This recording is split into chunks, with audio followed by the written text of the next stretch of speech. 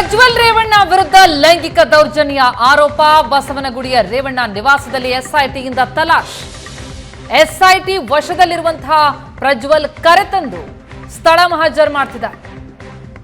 ಸ್ಥಳ ಮಹಜರ್ಗಾಗಿ ಪ್ರಜ್ವಲ್ ರೇವಣ್ಣ ಅವರನ್ನ ಕರೆತಂದಿದ್ದಾರೆ ಅಧಿಕಾರಿಗಳು.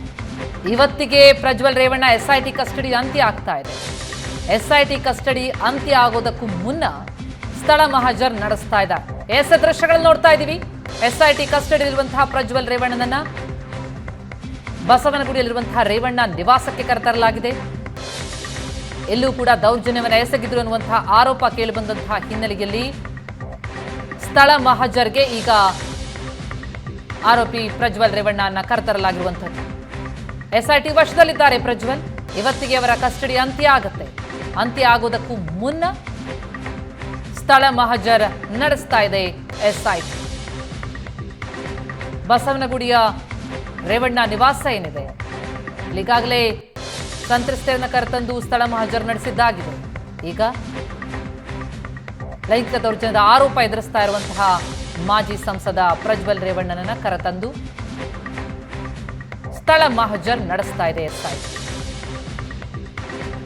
ಇವತ್ತಿಗೆ ಎಸ್ಐಟಿ ಕಸ್ಟಡಿ ಅಂತ್ಯ ಆಗುತ್ತೆ. ಮತ್ತಷ್ಟು ದಿನಗಳ ಕಾಲ ಕಸ್ಟಡಿ ಕೇಳಬೇಕು ಅನ್ನುವಂತಹ ತಯಾರಿಯಲ್ಲಿದೆ ಎಸ್ಐಟಿ.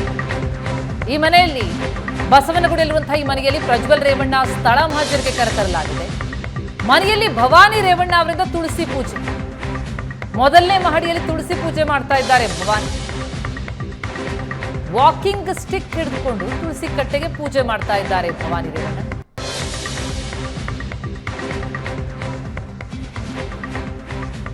ಎಸ್ಐಟಿ ಕಸ್ಟಡಿಯಲ್ಲಿರುವಂತಹ ಮಗ ಪ್ರಜ್ವಲ್ ರೇವಣ್ಣನ ಸ್ಥಳ ಮಹಜರ್ ನಡೆಸೋದಕ್ಕೆ ಅಂತ ಹೇಳಿ ಈ ಮನೆಗೆ ಕರೆತಂದಿದ್ರೆ, ಇದೇ ಮನೆಯಲ್ಲೇ ತಾಯಿ ಭವಾನಿ ರೇವಣ್ಣ ಕೂಡ ಇದ್ದಾರೆ. ತುಳಸಿ ಪೂಜೆ ನಡೆಸ್ತಾ ಇದ್ದಾರೆ. ಆ ದೃಶ್ಯಗಳು ಕೂಡ ಸೆರೆ ಸಿಕ್ಕಿದೆ. ಈ ಬಗ್ಗೆ ಡೀಟೇಲ್ಸ್ ಪಡೆಯೋಣ. ನಮ್ಮ ಕ್ರೈಮ್ ರಿಪೋರ್ಟರ್ ಹರೀಶ್ ಈಗ ಸಂಪರ್ಕದಲ್ಲಿದ್ದಾರೆ. ಹರೀಶ್, ಎಸ್ಐಟಿ ಕಸ್ಟಡಿ ಇವತ್ತಿಗೆ ಅಂತ್ಯ ಆಗುತ್ತೆ. ಪ್ರಜ್ವಲ್ ರೇವಣ್ಣ ಅದು ಸ್ಥಳ ಮಹಜರ್ ನಡೆಸೋದಕ್ಕೆ ಕರೆತಂದಿದ್ದಾರೆ. ಪ್ರಕ್ರಿಯೆಗಳು ಯಾವ ರೀತಿ ಸಾಗ್ತಾ ಇದೆ, ಜೊತೆಗೆ ಮತ್ತಷ್ಟು ದಿನಗಳ ಕಾಲ ಕಸ್ಟಡಿಗೆ ಪಡೆಯುವಂತ ಸಾಧ್ಯತೆಗಳು ಕಂಡು ಬರ್ತಾ ಇದೆಯಾ ಅಂತ? ಖಂಡಿತವಾಗಿಯೂ ಪ್ರತಿಮಾ, ಇದು ಇವತ್ತಿಗೆ ಎರಡನೇ ಬಾರಿ ಏನು ಎಸ್ಐಟಿಗೆ ಕಸ್ಟಡಿಗೆ ಕೊಟ್ಟಿದ್ರು ಕೋರ್ಟ್ ನ್ಯಾಯಾಲಯ, ಅದರ ಎರಡನೇ ಬಾರಿಯ ಅವರ ಕಸ್ಟಡಿ ಇವತ್ತು ಅಂತ್ಯ ಆಗತ್ತೆ. ಇವತ್ತು ಕೊನೆ ದಿನ ಆಗಿರೋದ್ರಿಂದ ಇವತ್ತು ಬಸವನಗುಡಿಯ ಏನು ಶಿವಸ್ಮಿತಾ ನಿಲಯ ಏನಿದೆ, ಬಸವನಗುಡಿಯಲ್ಲಿ HD ರೇವಣ್ಣ ಅವರ ನಿವಾಸ, ಇಲ್ಲಿ ಪ್ರಜ್ವಲ್ ರೇವಣ್ಣರನ್ನ ಕರೆದುಕೊಂಡು ಬಂದು ಈಗಾಗಲೇ ಸ್ಥಳ ಮಹಜರು ಮಾಡ್ತಾ ಇರುವಂಥದ್ದು ನೋಡ್ತಾ ಇರ್ಬೋದು. ಅವರ ನಿವಾಸದ ಮುಂಭಾಗದಲ್ಲಿ ನಾವಿದ್ದೇವೆ. ಏನು ಇವತ್ತು SIT ಕಚೇರಿಯಿಂದ ನೇರವಾಗಿ ಇಲ್ಲಿಗೆ ಕರ್ಕೊಂಡು ಬರಲಾಗಿತ್ತು. ಈಗಾಗಲೇ ಏನು ಹೊಳೆನರಸೀಪುರದಲ್ಲಿ ದಾಖಲಾಗಿರುವಂತಹ ಲೈಂಗಿಕ ದೌರ್ಜನ್ಯ ಪ್ರಕರಣ ಹೊರತುಪಡಿಸಿ ಈಗಾಗಲೇ CIDಯಲ್ಲಿ 2 ಪ್ರಕರಣಗಳು ಪ್ರಜ್ವಲ್ ರೇವಣ್ಣ ವಿರುದ್ಧ ದಾಖಲಾಗಿರುವಂಥದ್ದು, ಅತ್ಯಾಚಾರ ಪ್ರಕರಣಗಳು 2. ಈ ಪ್ರಕರಣ ಪೈಕಿ ಸಂತ್ರಸ್ತೆ ಕೊಟ್ಟಂತಹ ಹೇಳಿಕೆ ಮೇರೆಗೆ ಇದೀಗ ಈ ಒಂದು ಶಿವಸ್ಮಿತಾ ನಿವಾಸಕ್ಕೆ ಕರೆದುಕೊಂಡು ಬಂದು ಸ್ಥಳ ಮಹಜರು ಮಾಡ್ತಾ ಇರುವಂಥದ್ದು. ಏನು ಇವತ್ತು ಸ್ಥಳ ಮಹಜರು ಮಾಡೋದಕ್ಕೆ ಕರ್ಕೊಂಡು ಬಂತಹ ಸಂದರ್ಭದಲ್ಲಿ ಭವಾನಿ ರೇವಣ್ಣ ಅವರು ಸಹ ನಿವಾಸದಲ್ಲೇ ಇದ್ದಾರೆ. ಅವರು ಬಂತಹ ಸಂದರ್ಭದಲ್ಲಿ ಅವರು ತುಳಸಿ ಕಟ್ಟೆಗೆ ಪೂಜೆಯನ್ನು ಸಹ ಮಾಡ್ತಾ ಇದ್ರು. ಅವ್ರಿಗೆ ಅನಾರೋಗ್ಯ ಹಿನ್ನೆಲೆಯಲ್ಲಿ ಅವ್ರಿಗೆ ಕಾಲ್ ಆಪರೇಷನ್ ಆಗಿತ್ತು. ಹೀಗಾಗಿ ಅವರು ವಾಕಿಂಗ್ ಸ್ಟಿಕ್ ಅನ್ನ ಹಿಡ್ಕೊಂಡೇ ತುಳಸಿ ಕಟ್ಟೆಗೆ ಪೂಜೆ ಮಾಡ್ತಾ ಇದ್ರು.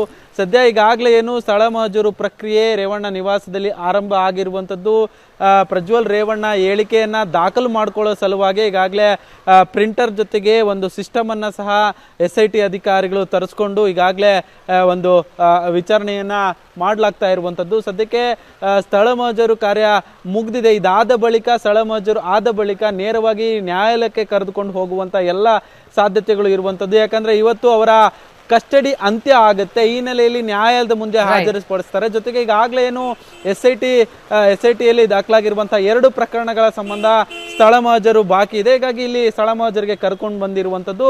ಇವತ್ತು ಕಸ್ಟಡಿ ಅಂತ್ಯ ಹಿನ್ನೆಲೆ ನ್ಯಾಯಾಲಯಕ್ಕೆ ಅವರನ್ನ ನ್ಯಾಯಾಲಯದ ಮುಂದೆ ಹಾಜರುಪಡಿಸಿ ಮತ್ತೆ ಕಸ್ಟಡಿಗೆ ಪಡೆಯುವಂತಹ ಎಲ್ಲ ಸಾಧ್ಯತೆಗಳು ಇರುವಂಥದ್ದು. ಪ್ರತಿಭಾ. ಎಸ್, ಥ್ಯಾಂಕ್ ಯು ಹರೀಶ್ ತಮ್ಮೆಲ್ಲ ಮಾಹಿತಿಗೆ. SIT ಅಧಿಕಾರಿಗಳಿಂದ ತೀವ್ರ ವಿಚಾರಣೆ ಕೂಡ ನಡೀತಾ ಇದೆ. ಆದರೆ ನನ್ನ ಬಳಿ ಮೊಬೈಲ್ ಇಲ್ಲ ಅಂತಲೇ ಹೇಳ್ತಿದ್ದಾರೆ ಪ್ರಜ್ವಲ್. ಕಾರ್ಯಕರ್ತರು, ಆಪ್ತ ಸಹಾಯಕ, ಚಾಲಕರ ಮೊಬೈಲ್ ಅನ್ನ ಬಳಸ್ತಾ ಇದ್ದೆ ಹೀಗಂತ ಹೇಳಿ ತನಿಖಾಧಿಕಾರಿಗಳಿಗೆ ಸತಾಯಿಸ್ತಾ ಇದ್ದಾರೆ ಪ್ರಜ್ವಲ್. ಮೊಬೈಲ್ ಬಗ್ಗೆ ಮಾಹಿತಿಯನ್ನೇ ಕೊಡದೆ ಪ್ರಜ್ವಲ್ ಮೊಂಡಾಟ. ನನ್ನ ಬಳಿ ಯಾವುದೇ ಸ್ವಂತ ಮೊಬೈಲೇ ಇಲ್ಲ ಅಂತಿದ್ದಾರೆ ಪ್ರಜ್ವಲ್. ಹಿಂದೆ ಬಳಸ್ತಾ ಇದ್ದಂತಹ ಮೊಬೈಲ್ ಬಗ್ಗೆ SIT ಅಧಿಕಾರಿಗಳು ಪ್ರಶ್ನಿಸಿದ್ರು. ಈ ಬಗ್ಗೆ ಡೀಟೇಲ್ಸ್ ಪಡೆಯೋಣ. ನಮ್ಮ ರಿಪೋರ್ಟರ್ ಚೇತನ್ ಈಗ ಸಂಪರ್ಕದಲ್ಲಿದ್ದಾರೆ. ಚೇತನ್, ಈ ಪ್ರಜ್ವಲ್ ರೇವಣ್ಣ ವಿರುದ್ಧದ ಲೈಂಗಿಕ ದೌರ್ಜನ್ಯ ಪ್ರಕರಣದಲ್ಲಿ ಆ ಮೊಬೈಲ್ ಬಹಳ ಪ್ರಮುಖವಾದಂತಹ ಸಾಕ್ಷಿಯಾಗುತ್ತೆ. ಆದರೆ ಮೊಬೈಲ್ ಬಗ್ಗೆ ಇನ್ನೂ ಕೂಡ SITಗೆ ಪ್ರಜ್ವಲ್ರಿಂದ ಯಾವುದನ್ನು ಬಾಯ್ಬಿಡಿಸೋದಕ್ಕೆ ಸಾಧ್ಯ ಆಗಿಲ್ವಾ? ಏನ್ ಡೀಟೇಲ್ಸ್ ಲಭ್ಯ ಆಗ್ತಿದೆ?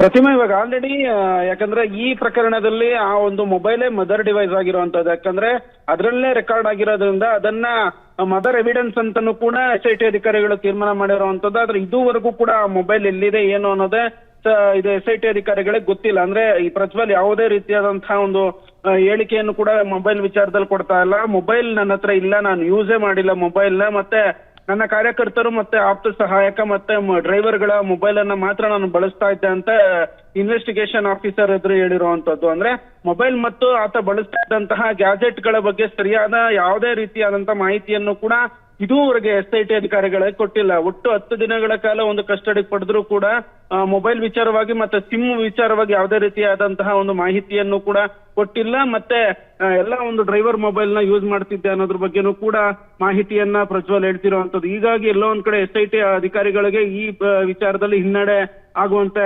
ಕಾಣಿಸ್ತಿರುವಂತದ್ದು. ಅಂದ್ರೆ ಈ ಹಿಂದೆನೂ ಕೂಡ ನಾನು ನನ್ನ ಗೆಳತಿಗೆ ಮೊಬೈಲ್ ಮತ್ತೆ ಎಲೆಕ್ಟ್ರಾನಿಕ್ ಗ್ಯಾಜೆಟ್ ಗಳನ್ನ ಕೊಡಿಸಿದ್ದೆ ಅಂತಾನು ಕೂಡ ಪ್ರಜ್ವಲ್ ಇನ್ವೆಸ್ಟಿಗೇಷನ್ ವೇಳೆ ಹೇಳಿರುವಂತದ್ದು. ಸೋಫಾರ್ ಇದುವರೆಗೂ ಮೊಬೈಲ್ ವಿಚಾರವಾಗಿ ಯಾವುದೇ ರೀತಿಯಲ್ಲೂ ಕೂಡ ಪ್ರಜ್ವಲ್ ಬಾಯ್ ಬಿಟ್ಟಿಲ್ಲ. ಪ್ರತಿಮಾ, ಥ್ಯಾಂಕ್ ಯು ಚೇತನ್ ತಮ್ಮ ಮಾಹಿತಿಗೆ.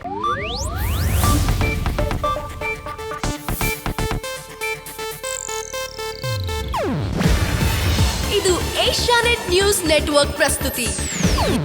ನೀವು ನೋಡ್ತಿದ್ದೀರಾ ಏಷ್ಯಾನೆಟ್ ಸುವರ್ಣ ನ್ಯೂಸ್.